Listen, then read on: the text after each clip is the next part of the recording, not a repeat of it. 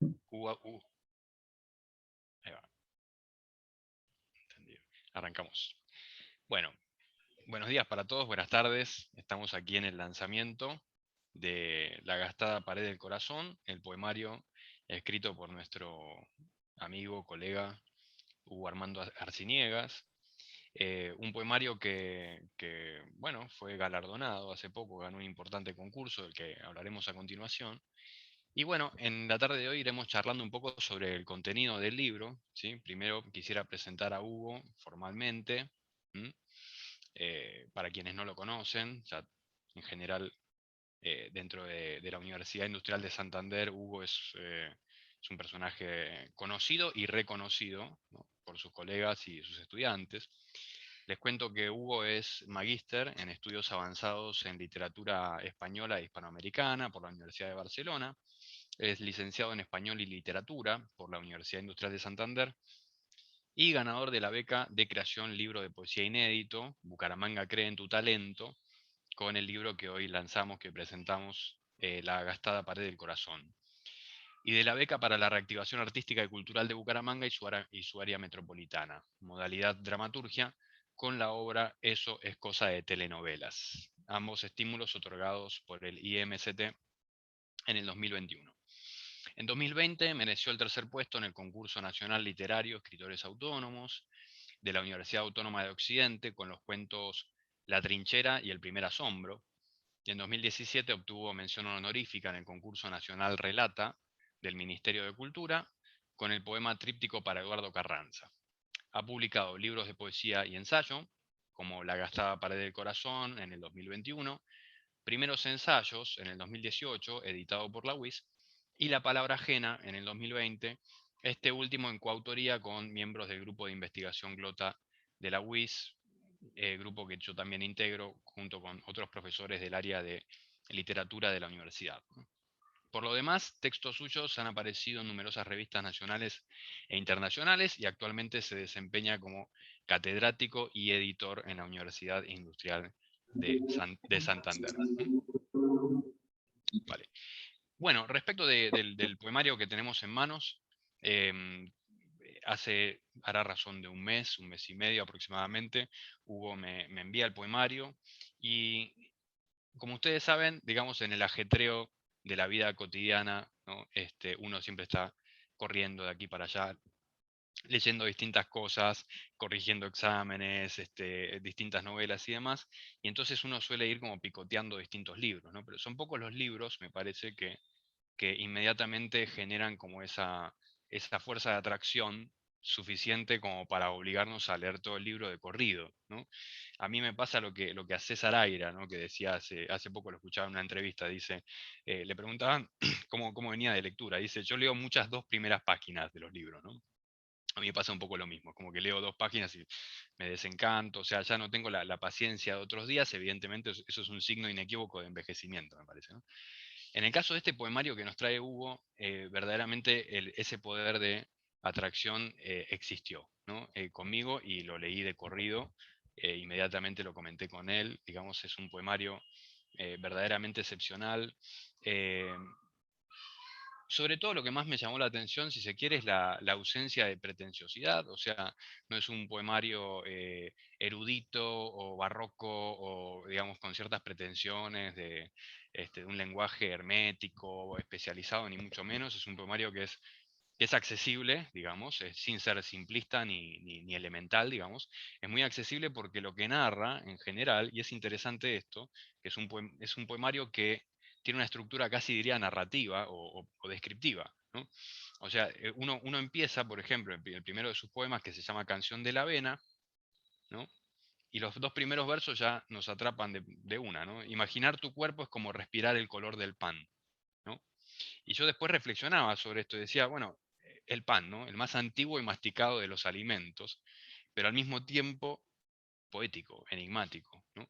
O sea, empieza con una bella sinestesia que me parece que da un poco la clave del poemario en su conjunto, ¿no? Es un libro que por un lado apela a las situaciones más comunes, más corrientes, digamos, de la vida cotidiana, que puede haber más común y más corriente que un pedazo de pan, pero al mismo tiempo invita a detenerse, invita a meditar, a reflexionar, Y me parece que ahí reside precisamente el éxito del libro, ¿no? O sea, en la idea de que lo poético no radica ya en un despliegue pirotécnico del lenguaje, en un dominio de la técnica, sino que sobre todo tiene que ver con una posición, si se quiere, meditativa, contemplativa, ¿no? Frente al mundo.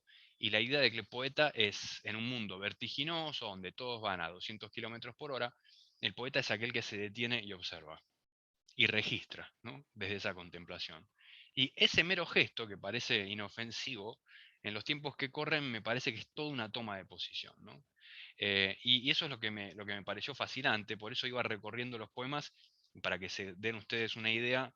Los poemas, digamos, van variando de tópicos. Un poema, por ejemplo, que se llama Las olas, sobre la sensación de estar aferrado, digamos, a la mano de una persona amada, saltando olas en el mar, ¿no? Imaginen esa situación. Preguntas para formularse durante una mudanza, por ejemplo, ¿no? Cuando uno llega a un departamento nuevo y va, ¿no? Va atravesando las distintas habitaciones y va imaginando, digamos, las situaciones que allí se habrán vivido. Notas sobre la ocupación de oficinista, notas sobre las empleadas domésticas. O sea, se toman oficios o situaciones comunes y corrientes y sobre ellos se aplica una mirada sensible, meditativa, sin ser ingeniosa, ¿no? O sea, sin caer en esa pretenciosidad del ingenio y de ver algo totalmente a lo Oscar Wilde. No, no. O sea, la posición me parece que nunca pierde la modestia, ¿no? Y bueno, y concluye con un poema que a mi juicio es el mejor, que es el de Notas sobre el fantasma de mi madre, que ya iremos comentando, ¿no? Pero bueno, Hugo, si te parece, comentanos un poco cómo se fue desarrollando la escritura. Gracias, Bruno. Gracias también a los asistentes que nos están aquí acompañando en este evento. Somos pocos, pero estamos lo suficientes para que tengamos una conversación agradable. Gracias, Bruno, por esas palabras. Muchas veces son los otros lectores quienes encuentran eh, virtudes en los textos que uno mismo, a fuerza de trabajarlos tantísimo tiempo, no suele verlas. Y bueno, pues en cuanto a tu pregunta, para hablar sobre el texto, pues es un conjunto de poemas que en primera medida reúno, pero por una suerte de purga propia, es decir, me quedo con la cantidad de poemas, y eso lo digo totalmente de manera abierta y honesta, la cantidad de poemas necesarios para cumplir las 60 páginas del concurso. Los poemas que necesitaba para cumplir las 60 páginas del concurso, evidentemente tenía muchos otros ejercicios que habría podido incluir, pero decidí no hacerlo por un ejercicio de purga, de crítica, de quedarme solo con aquellos textos que consideraba desde mi propia lectura habían surgido un proceso de reescritura, un proceso de corrección y que no habían sido escritos a la ligera de un momento a otro, ¿no? Las primeras versiones de los textos son una suerte de mal necesario para que surja después un texto que sea medianamente decente. Y muchos de esos poemas, de hecho, las primeras versiones fueron escritas hace quizás 3 o 4 años, otros hace 2 años más o menos, y los he ido trabajando. No aposté por un criterio de unidad temática, como tú bien señalas, los tópicos son totalmente diversos, pero sí aposté por la línea de estilo que tú bien has señalado, Bruno, tanto aquí como en el prólogo, tanto ensayístico, un tanto meditativo, contemplativo, sobre escenas de la cotidianidad. En lo que respecta al concurso, pues es un concurso que se ha convocado en los últimos años en nuestra ciudad, en Bucaramanga. Yo lo conocía, pero quizás un poco como desde la trastienda editorial, un poco por mi trabajo con Ediciones WIS. He estado hace un par de años, casi que alentaba a algunos escritores para que se postularan a esta beca y edité un par de libros que habían resultado ganadores de esta beca. En esta ocasión es la primera en la que decido cambiar un poco el rol de editor-autor y postularme como autor. Como suele ocurrir en las becas y en los concursos en los que se convocan diferentes géneros literarios, siempre el género de la poesía es el que más candidatos tiene y esta no fue la excepción, había bastantes libros, por lo que para mí fue doblemente grato haber obtenido este premio que deriva en la publicación de este texto. Para mí sigue siendo un libro experimental, y no lo digo experimental desde el punto de vista del estilo ni nada que se le asemeje, sino experimental en la medida en que me sigo considerando un joven escritor a mis 27 años, en etapa de formación y en etapa de experimentación. de experimentación de formas, de experimentación de estilos, de experimentación de géneros literarios también, porque de hecho he experimentado con varios de ellos, no solo con la poesía, de forma que es grato para mí que quede, digamos, algún registro y algún reconocimiento y alguna publicación de esta primera etapa en la que todavía me escudo, en la que es una licencia que todavía disfruto, la licencia de llamarme joven escritor en etapa formativa. ¿Sí? Vale. Sí, de hecho, yo pensaba un poquito ahora hablaremos un poco sobre las distintas corrientes estéticas y lo que venía sucediendo en la poesía, digamos, ¿no? Latinoamericana. Yo pienso un poco en los años 70, 80 se pone, no de moda, ¿no? Pero se estila una suerte de neobarroco, ¿no? Hay un retorno fuerte al barroquismo, Lezama Lima, Sarduy, en Argentina Néstor Perlonguer, ¿viste? Que lo llaman neobarroso, ¿no? Por el Río de la Plata. Y después, frente a eso, hay una reacción en los años 90 de cierta poesía objetivista, ¿no?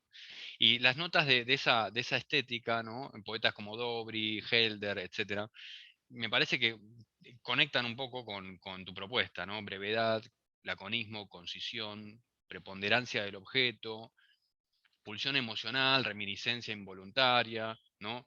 Y el deseo sobre todo de registrar, ¿no? O sea, de hecho, un nombre de un poemario de esos años es Tomas para un documental, ¿no? Que me parece muy diciente, ¿no? Yendo a tu libro en particular, ¿no? ¿De dónde surge esta idea de escribir esta suerte de notas, digamos, sobre lo cotidiano? Contanos. Surge de dos fuentes. Una es netamente personal. Yo soy un tipo totalmente rutinario, metódico, aburrido, sí. En realidad, no puedo comenzar un solo día de mi vida si la noche anterior no he dejado claro qué voy a hacer en cada momento, en cada hora. En últimas, porque considero que vivimos una suerte de crisis como del tiempo, ¿no? Y todo el tiempo andamos quejándonos de que no tenemos tiempo, pero muchas veces es quizás porque se pierden todo tipo de cosas que no valen la pena. Entonces, pues soy muy metódico, la verdad, y noche tras noche pienso el día siguiente y bueno, voy a hacer esto, me levanto a tal hora, tengo tal clase, y en últimas es una vida rutinaria, metódica, pero que considero que de alguna manera hemos normalizado los ritmos de la cotidianidad, que son vertiginosos, pero los normalizamos para poder soportarlos, porque si no serían insoportables en realidad. Hoy mismo los profesores de la UIS estábamos subiendo notas definitivas y eso era bastante caótico. Entonces, por una parte, esa experiencia netamente personal, quise escribir sobre algo que conocía, si bien no todos los textos están pensados desde el yo, porque eso era otra cosa de lo que quería apartarme, si que yo fuera el único tema de escritura, de la literatura, es algo que considero quizás un poco insuficiente en muchos sentidos. Y de otra parte, de donde surge todo, yo diría, de la lectura. Una cosa era ese tema que quería escribir la cotidianidad y otra cosa era, evidentemente, debía pensarlo como un proyecto para lo que debía servir, para lo que debía servirme de la lectura de algunas influencias, ¿no? Entonces, bueno, en este momento tengo así como presente la poesía justamente de Jaime Gil de Viedma, poeta español del siglo XX, de quien tomo el epígrafe del libro. Es un poeta con una obra breve, se reúne de hecho en términos editoriales se suele reunir en un solo libro que se llama Las personas del verbo, es un libro muy corto, pero veo de él justamente algo que me atrapó cuando lo leí y es un lenguaje transparente, un léxico muy accesible, el poema largo que se deja llevar con un ritmo. Recuerdo también otro libro que consulté mucho mientras estaba escribiendo tus poemas y son Las prosas apátridas de Julio Ramón Ribeiro, ¿no? Que son textos que son piezas breves, son piezas muy contemplativas, muy meditativas sobre la cotidianidad, también sobre el oficio mismo de la escritura. Y ya en la etapa de corrección final, el año pasado recuerdo la lectura de la poesía de Louise Glück, la poeta que obtuvo el premio Nobel el año pasado, que también es una poeta, justamente escribió sobre personajes del pueblo, personajes de la ciudad, pero totalmente cotidianos. Entonces, de alguna manera quise tomar esa forma, una forma descriptiva, narrativa, si se quiere, y apostar por esos personajes y por esos temas que me eran un poco más afines. Y también, pues como señalé también hace un momento, quería apartarme por completo de esta idea que está tan en boga en términos editoriales actualmente y también en términos investigativos, ¿no? De la autoficción y del yo como único tema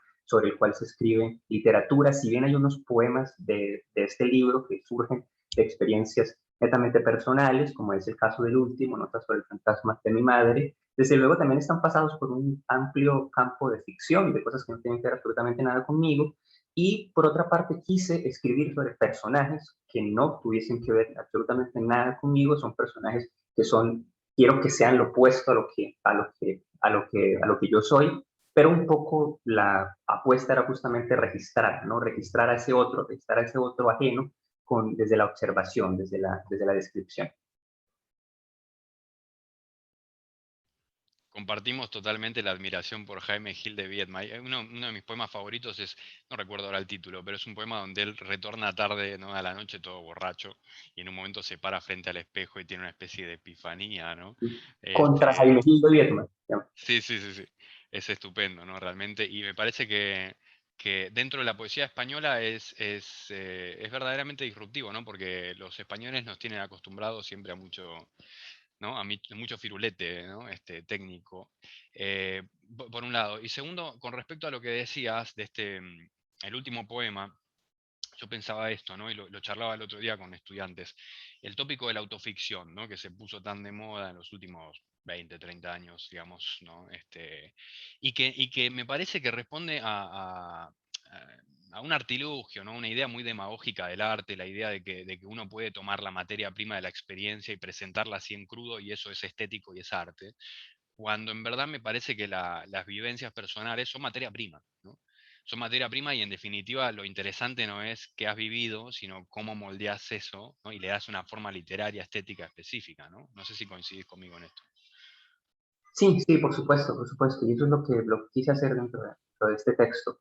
De hecho, me parece que un poco cuando se está en una etapa en la que se publica con editoriales universitarias, con editoriales independientes, mediante la autopublicación, uno se puede todavía dar, digamos, esos gustos de apuestas totalmente personales sobre los textos, un poco alejadas quizás de la moda, ¿no? De los tejemanejes editoriales, de lo que se está vendiendo actualmente, por lo que en parte eso es lo que quiero hacer con mi escritura en este momento, ¿no? En este momento, sin estar ligado pues a que sea de escribir de esta manera, porque es la moda que vende los libros y que los pone en las librerías actualmente.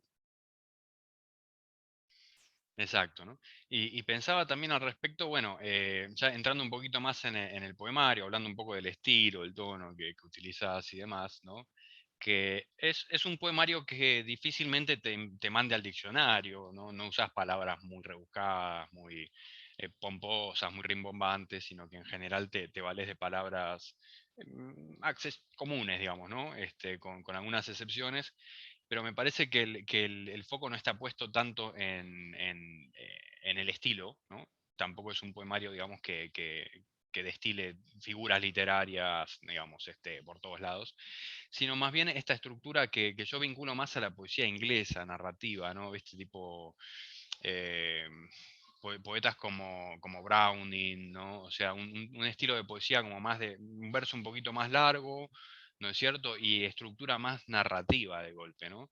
Y entonces ahí me parece que es interesante porque en varios puntos te alejas un poco del cliché de lo poético, ¿no? O sea, primero decías, mi vida es muy rutinaria, es planificada, no puedo vivir. O sea, ya eso rompe totalmente con la idea del poeta maldito, que vive a la deriva, que es un barrilete, ¿viste? Que no sabe si mañana va a estar vivo, etcétera, etcétera, ¿no?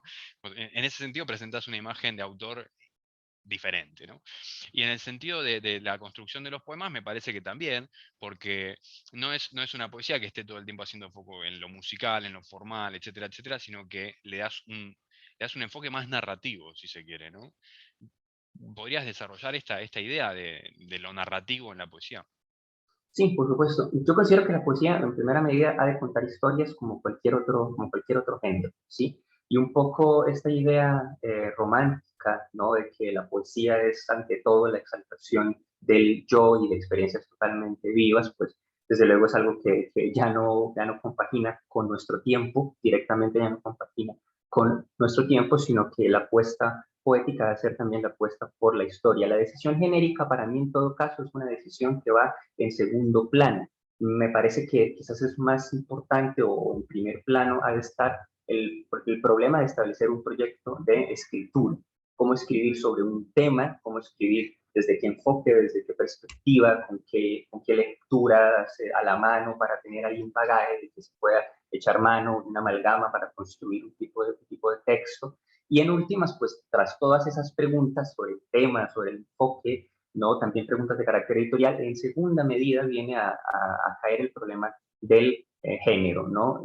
Quizás la apuesta por un único género es algo que no me interesa actualmente, no digo que así será siempre, quizás en algún momento sí me decante por alguno, pero desde el punto creativo, lo mismo que desde el punto de vista investigativo y crítico, me parece que el género es un tema que va en segundo plano. Hay una amplia gama de puntos, de problemas que son mucho más importantes, considero yo, que el género en el que finalmente se ha de construir este texto, ¿no? Y en lo que respecta pues al ritmo, ¿no? Y un poco este estilo alejado de la sobreabundancia de figuras retóricas comúnmente asociadas con la poesía, sí, por supuesto, lo tuve presente a lo largo de todo el texto, un poco bajo la influencia de estos poetas de los que acabo de hablar, y fue totalmente intencional, ¿no? Digamos que la idea de que el texto debe ser una sobreabundancia de metáforas, una sobreabundancia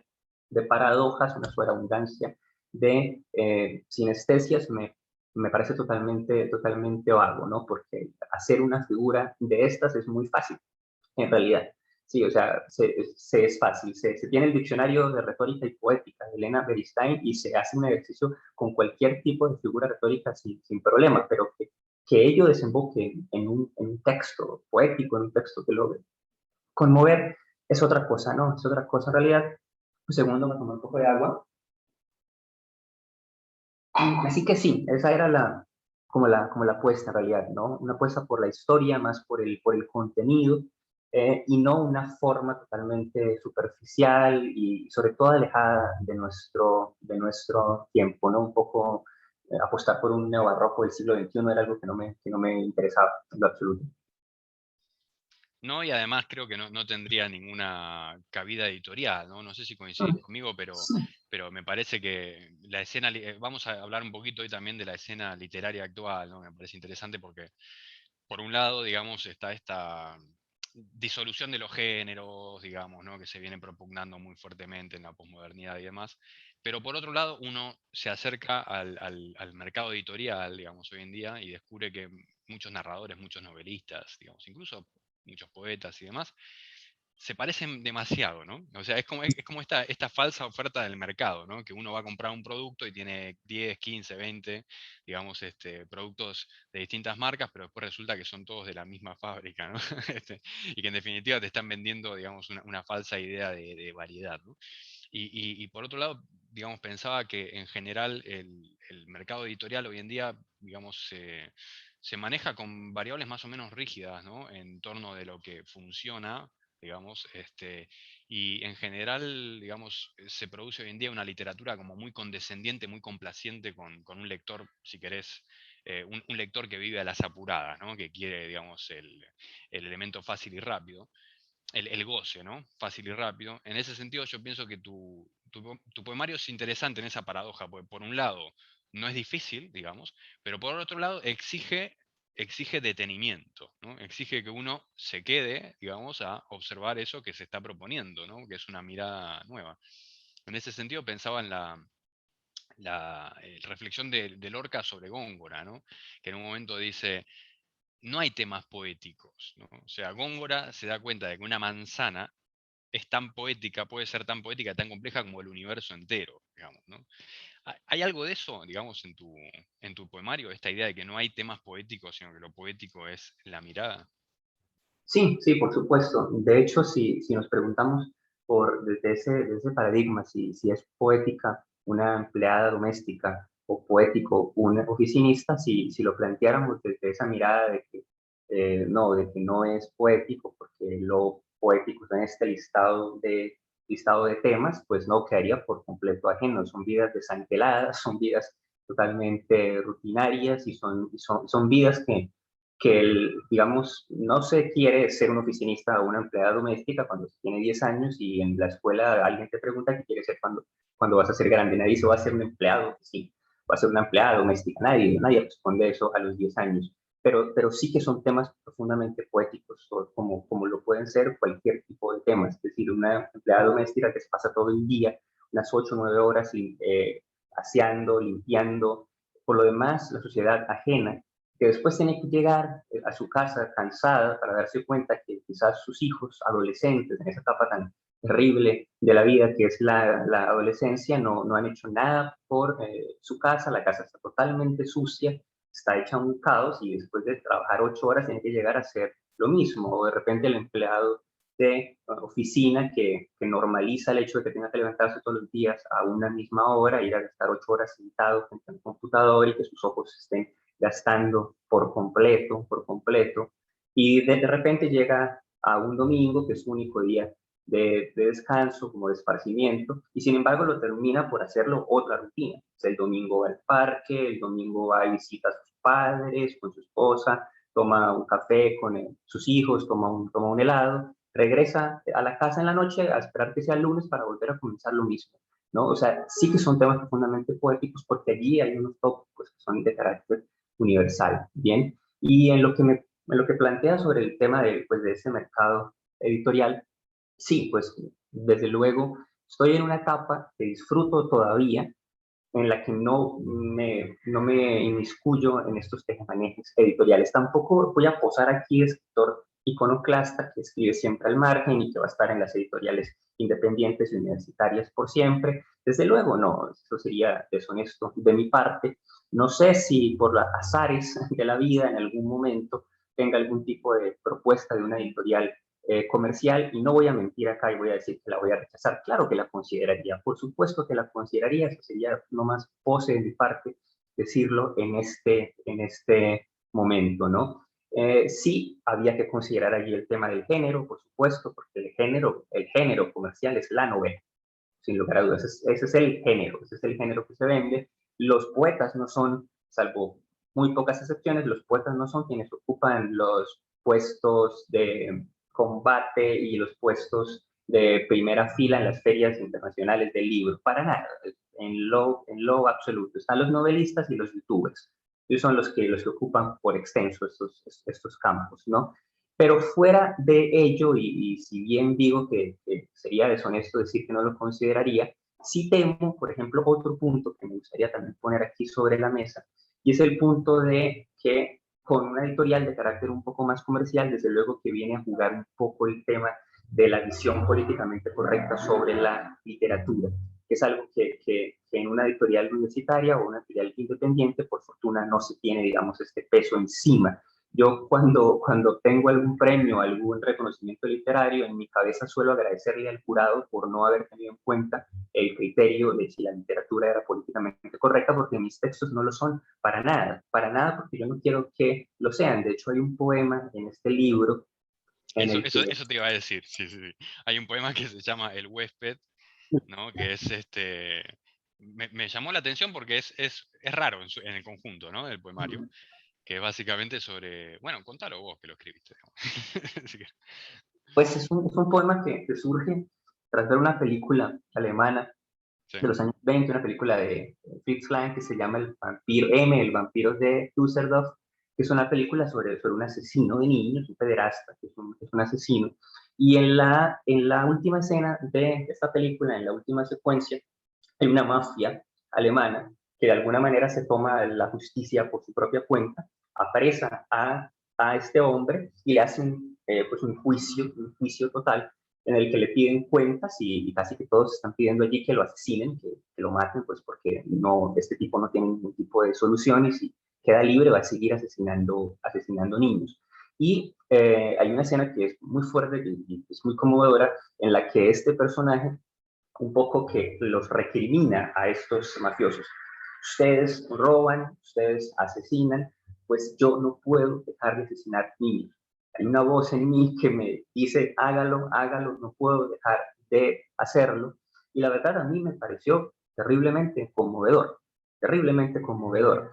Y quise escribir un poema un poco desde esa perspectiva, desde la perspectiva del agresor, no para hacer una apología del crimen, no para hacer una apología de la pederastia, por supuesto que no, pero desde luego en este tiempo de lectura, un poema como este podría ser interpretado de esa manera. Podría ser interpretado de Seguramente. esa manera, se me Sí, sí. podría usar como que estoy haciendo una apología de la pederastia, pero en realidad para mí es un personaje, o sea, se puede escribir el mismo poema cambiando la perspectiva y poniendo el punto de vista desde las víctimas, pero quise hacerlo desde el agresor. Estuve a esto, pero estuve a un segundo de quitar ese poema antes de al concurso por miedo. Yo dije, eso no va a ganar si está ese poema ahí, entonces ganó al final. Claro. Pero, pero bueno, Pero bueno, si el poemario asume, digamos, adquiere relevancia y conocimiento, las hordas de Twitter te van a ir a buscar. totalmente, sí, A tu totalmente. casa. Voy a estar Te van a con los linchar. encima. Claro. Entonces, ese es el punto, ¿no? Un poco en este momento disfruto no tener ese peso encima, porque tener ese peso encima ha de ser un texto forzosamente decolonizador, forzosamente bajo determinada línea política. Disfruto que de momento no sea así, ¿no? En ese sentido, ¿no te parece que vivimos en tiempos un poco psicóticos? Como que se perdió la línea divisoria entre ficción y realidad.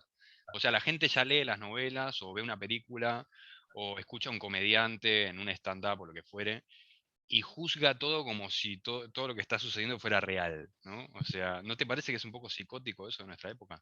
Sí, totalmente. En géneros como la poesía, un poco cuando un amplio sector de la lectura no asocia, por ejemplo, la categoría de un sujeto lírico, es decir, quien estás hablando en el texto no es el autor.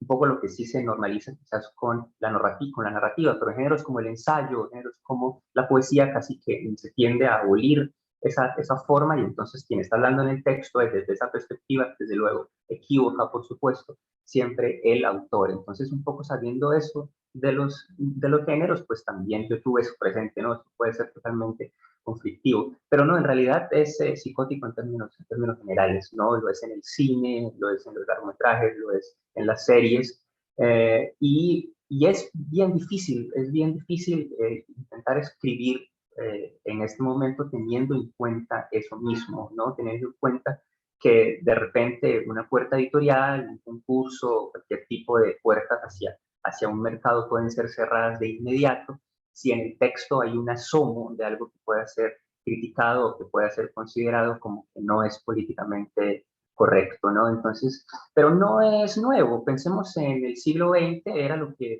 ocurría con la crítica marxista, ¿no? Entonces, si los textos no apoyaban la guerrilla revolucionaria de su país, entonces tenían que ser por completo abolidos. Es algo normal, es, digamos, consustancial a la literatura, pero sí en este momento está como bastante exacerbado, la verdad.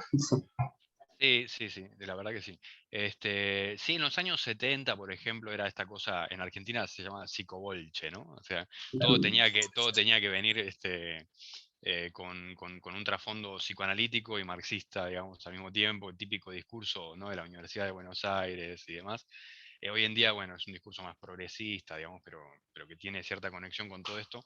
Y pensaba, sí, son tipos un poco locos en ese sentido, porque como que un poco lo que sucedía en los tiempos de Cervantes, en el Quijote, viste que muchos lectores de las novelas de caballerías no entienden que están en presencia de ficción, ¿no?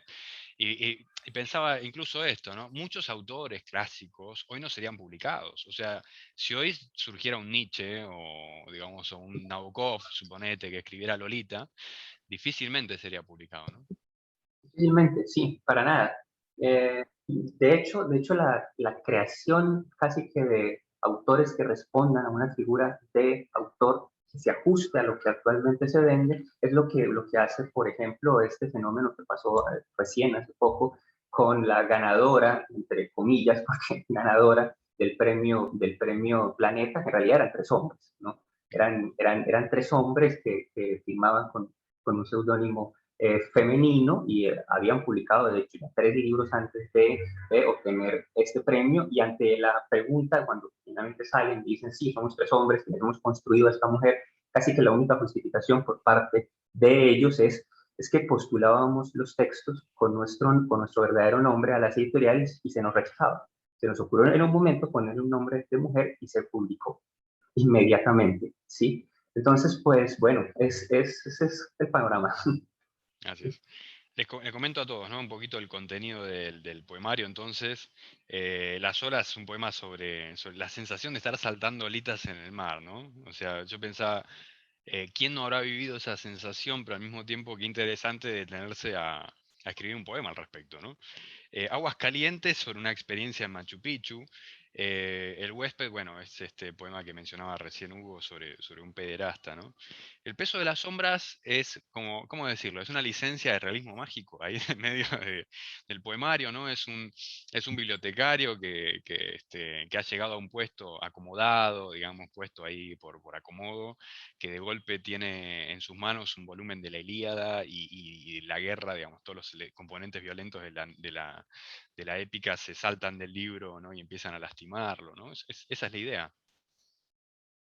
Sí, sí, un poco esa es la idea. Ujú. Estaba leyendo los textos sobre bibliotecas de Borges, justamente era lo que tenía en la cabeza en ese momento, y estaba viendo muchas adaptaciones de la Ilíada. Entonces, un poco por mi rol como tallerista, como editor, que he estado, digamos, cerca a puestos públicos, desde luego uno cuando está dentro de las instituciones se da cuenta de los tejemanejes terribles en términos de asignar puestos, de asignar presupuestos por ningún mérito, ningún valor real en términos de trabajo, en términos de hoja de vida, sino por contacto o por algún oficio político, ¿no? Por algún quehacer político. Entonces, era en realidad casi que un ajuste de cuentas con todas esas cuestiones que he observado en las diferentes instituciones de carácter público en las que he trabajado. Exacto, ¿no? Y luego el libro tiene una segunda parte que lleva siempre los títulos de notas sobre algo, ¿no? Notas sobre la ocupación de oficinista, yo pensaba debe ser la peor profesión masculina o de las peores, ¿no? Bueno, quizá minero, recolector de basura o algo así, ¿no? Notas sobre las empleadas domésticas, probablemente la peor profesión, digamos, de tradición femenina, si se quiere.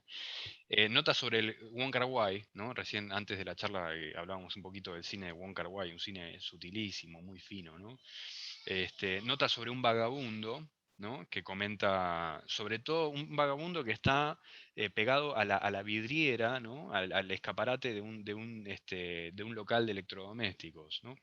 Y yo pensaba, ¿cuál es el nexo entre todo esto? Y decía, son cosas que la gente, son cosas feas que la gente no quiere ver, ¿no? O sea, ¿quién se detiene a pensar en un oficinista? ¿Quién se detiene a pensar en una empleada doméstica? ¿Quién se detiene a pensar en el vagabundo que vive en la calle, ¿no? Son las cosas feas del mundo, digamos. Y es como que vos en el poemario decís, ¿no? Como que agarras la cabeza del lector, mira esto desde una perspectiva, digamos, profunda, ¿no? Y bueno, me parece muy interesante el gesto, ¿no? Y el último poema de todos, que tiene el nombre de Notas sobre el fantasma de mi madre, a mí me pareció estupendo, me parece el mejor poema de la antología, ¿no?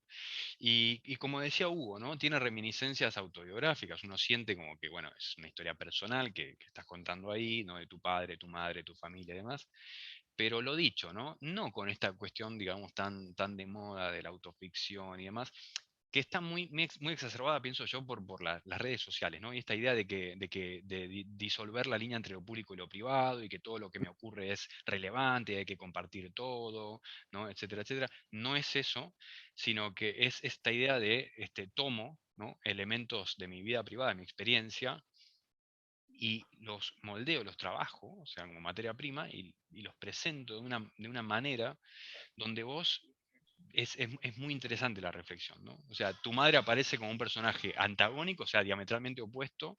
Vos estás en el mundo de la literatura, ella está en el mundo de las telenovelas, ¿no? Ella está en su mundillo, vos en el tuyo, pero de alguna forma confluyen, ¿no? De alguna forma son como dos caras de la misma moneda, ¿no? ¿Nos querés contar un poquito sobre el poema antes de leer algunos pasajes? Sí, por supuesto. Hay algo curioso y es que mi mamá no ha leído el poema, evidentemente, y tal vez no lo haga. porque la verdad no he contado, no le he contado ni a mi madre ni a mi padre que obtuve este premio, ellos no saben nada sobre esto, básicamente por ese poema, sí, por ese poema. Yo no sé si mi padre o mi madre podrían tomar el texto como ficción, probablemente no lo tomarían así y digamos sería una lectura quizás un tanto fuerte, así que eso como curiosidad. Mi hermano sabe de la existencia de este poema y espero que no lo sepa, espero que no lo sepa. Pero bueno, vamos a pensarlo así. Y Igual, sí, igual no creo que salga mal parada, digamos, ¿no? Necesariamente. bueno, sí, sí, está bien. No creo que sea un retrato así despiadado o No, ingrato, digamos, ¿no? sí, no, de hecho no me lo propuse en realidad. Surge, sí, claro, de unas experiencias netamente personales, de escuchar unas canciones, escuchaba a ella mientras hacía la limpieza en la casa en la que vivíamos cuando yo era niño. Y ya luego, pues sencillamente el poema fue extendiéndose con experiencias totalmente ficcionales hacia construir un personaje, ¿no? Ya no mi madre, sino una madre en términos generales, prototípica, con algunas características. Y quizás también el texto es un poco apartarse de poses con respecto a la lectura y al mundo de los libros y demás. Como yo leo, mi madre ve telenovelas, entonces yo soy superior. Y era justamente la idea de cerrar el libro con unas formas de escapatoria a esa cotidianidad, a esa rutina. Un poco la lectura de literatura, ver películas, ver series en Netflix o ver telenovelas son formas de escaparse de la realidad, son formas de decir, quiero ver otras vidas, quiero vivir otras vidas, al menos durante un tiempo, porque la mía ya no la soporto, la mía es demasiado metódica, es demasiado rutinaria, y ese es el punto que de alguna vez sentí que me unía con mi madre, ¿no? Mientras ella veía telenovelas, algunas de las cuales claramente yo salía y yo veía también algunos episodios con ellas, y no voy a decir que es que nunca vi telenovelas, porque por supuesto que sí las vi, pero en un momento que sencillamente decidí perderme y escaparme de ese mismo mundo con el método de la lectura, ¿no? Entonces también era un poco apartarse de esa pose del mundo mágico, de las letras, del mundo mágico, de los libros que no me gustan para nada, ¿no?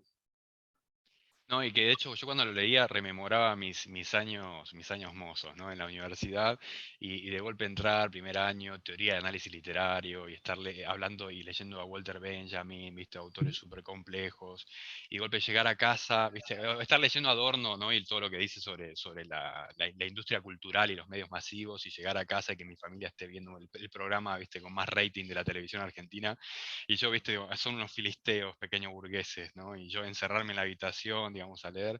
Y esa actitud un poco snob, ¿no? Que a veces uno asume cuando empieza, digamos, a tomar un contacto más fluido con el mundo de las letras. Y me pareció muy madura la reflexión, ¿no? En el sentido de que en definitiva es otra forma de escapismo más, digamos, ¿no? O sea, cada uno encerrado en su mundito, uno leyendo, digamos, no sé, a Dickens y el otro viendo Café con aroma de mujer, pero, digamos, ¿se entiende? Son formas también de aislarse, de olvidarse. Hay una frase que utilizás en un momento que yo cito en el prólogo, que me pareció muy diciente, ¿no? Esta necesidad malsana de olvidarnos de que estamos vivos, ¿no? Me parece que es estupenda esa reflexión, ¿no? Como que cada uno necesita en su mundo esa dosis de ficción, de fantasía, ¿no? Y que una no necesariamente es superior a la otra, ¿no? Son distintas maneras, digamos, de cultura, ¿no? Tan válidas la una como la otra, ¿no? Sí, por supuesto. Ujú. ¿Te parece que leamos algunos pasajes? Sí, por supuesto. Podría ser una bonita manera para terminar el conversatorio. Vale. Entonces,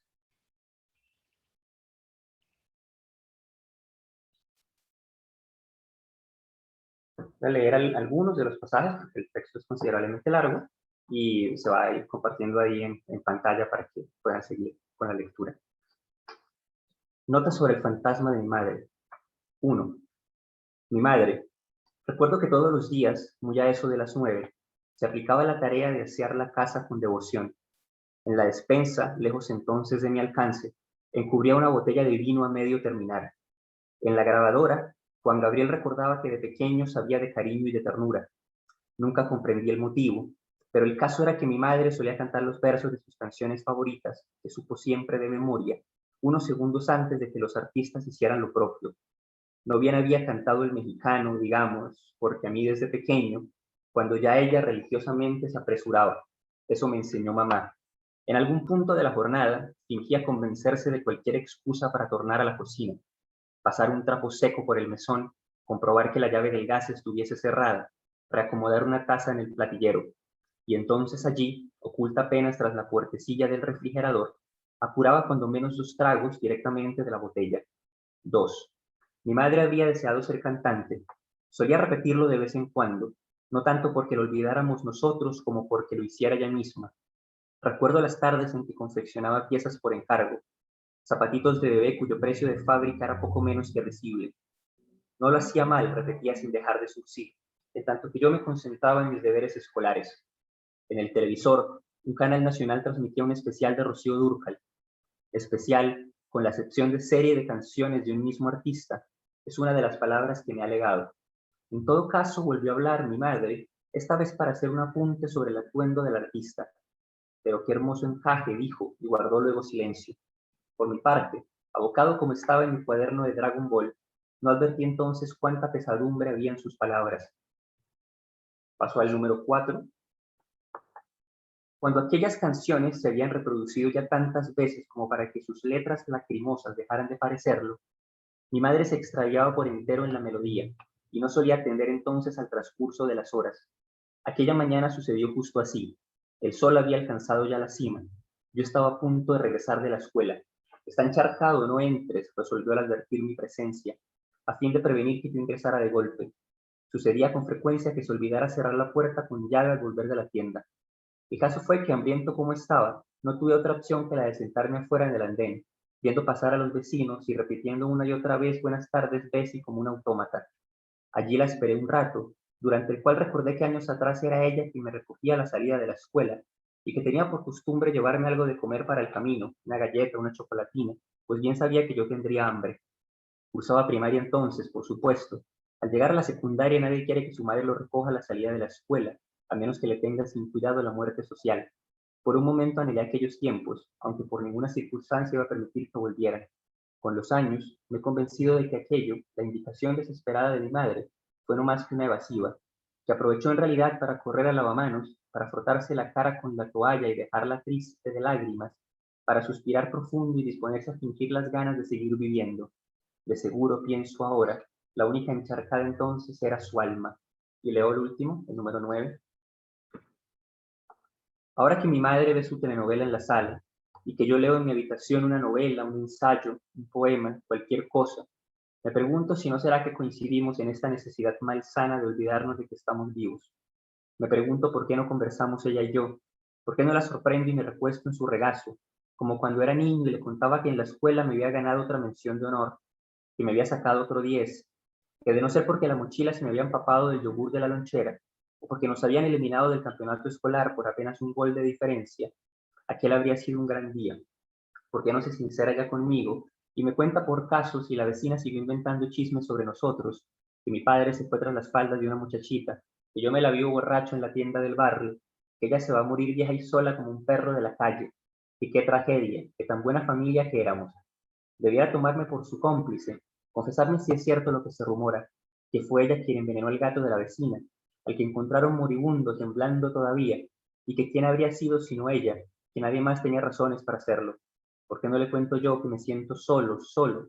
Y aunque intento no pensar en él, lo indudable es que el viejo me hace falta, que ya no riño con ella por el televisor los domingos a la tarde, pues no disfruto de ese mismo plan sin mi padre, que a veces me pregunto si alguno de estos domingos, cuando pasan películas de acción en el canal nacional, él también me recuerda y se traga las ganas de llorar. Porque no le digo de paso que no logro enamorarme de ninguna muchacha, que he desdeñado a una y a otra como si fuesen una toalla vieja. Y a pesar de que lo culpo por la decadencia de la familia, lo absurdo es que no evito parecerme al viejo, que la he visto a ella en los ojos cándidos de aquellas muchachas que ignoran que habrán de casarse, tener 2 o 3 hijos, subir de peso y ser irremediablemente abandonadas. ¿Por qué prefiere ella a la humilde muchacha que se enamora del empresario acomodado, al cantante de rancheras que se refugia cada noche en el tequila, a la familia pobre que un día se saca la lotería? ¿Por qué prefiero yo a los jóvenes amantes de la poesía de Cavafis, a los buenos para nada de las novelas de Balzer, a los desdichados de los cuentos de Ribeiro? ¿Acaso los dos, mi madre y yo, hemos terminado por aceptar que la vida no es algo a lo que uno pueda acostumbrarse? ¿Listo? Ahí está. Bueno, en tono confesional, ¿no? No, pero es verdaderamente. Cuando lo leí, yo, no muchos textos tienen ese nivel de, ¿cómo decirlo?, de descarnadura, ¿no? O sea, de sincericidio, si se quiere, en algún punto, ¿no? Donde obviamente la literatura es ese artificio que nos permite decir cosas, ¿no? Sin decirlas del todo, ¿no? ¿Imaginás cómo sería una lectura de tu madre? No quiero imaginármelo, no quiero imaginármelo. De momento lo mantendré en secreto. Mi madre no sabe de la existencia de este libro. Quizás en algún momento, pero por ahora no quiero imaginármelo. Vale. Decía Jung por ahí, ¿no? Que todas las tragedias familiares se derivan de los sueños frustrados de los padres, ¿no? Entonces, de golpe, ese sueño de cantante frustrada, ¿no? De Rocío Dúrcal, digamos, quizás, ¿no? Explique un poco los problemas, ¿no? Sí. Así que bueno. Hugo querido, hasta aquí venimos con esta charla verdaderamente muy interesante y muy bello el libro que nos regalás hoy. Y bueno, invitamos a todos, por supuesto, a meterse en estas páginas. Es una lectura que sin duda les reportará muchas satisfacciones, ¿no?